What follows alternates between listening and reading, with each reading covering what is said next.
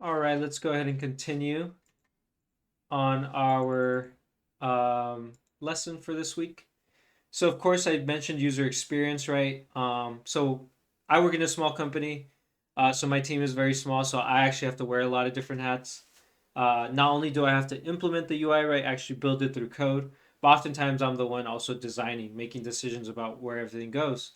So, I'm both a UI developer and a UX designer, if we're being really technical, right, with the work I do.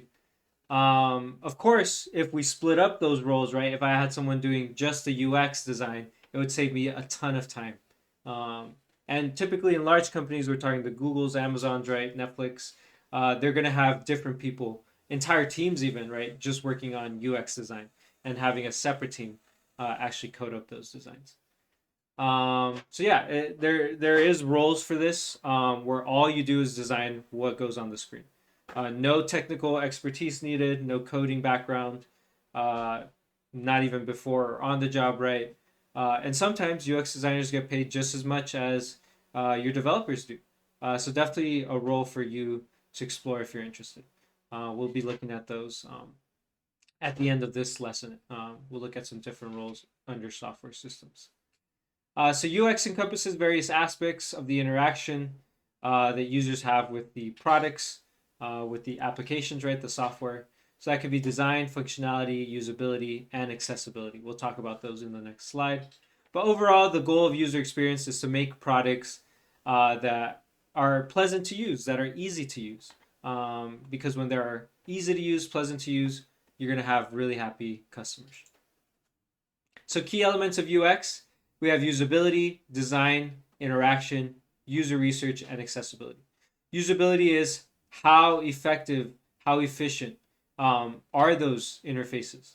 Design, are they visually appealing? Do they look nice? Interaction, when you actually start clicking on the screen, pointing with your mouse, um, is does it work like it should, right? Is does it make sense, right, with the way it responds to your inputs? And then, of course, to figure out right what users want, you have to do research. You have to actually spend hours and hours trying to figure out what users like and what users don't like, so that you give them a design that meets their needs. And of course, accessibility. We have all sorts of different types of users, right? Just like we might have all sorts and different types of students in our class that maybe have different abilities, right? Maybe they're hard of hearing. Maybe they have difficulty seeing, right? Maybe they're blind. Accessibility is crucial, right, for any design, because we not only develop right to the average user, we must develop also to those users, right, who might have special accessibility needs. That's what a proper software does, right? Especially if they're trying to capture right a good experience for all their users. So go ahead and watch this video on product design. So just discusses the different roles under product design, including UI and UX, and kind of what each individual or professional does in those roles. So I'll see you all after that video. Go ahead and click through to watch that one.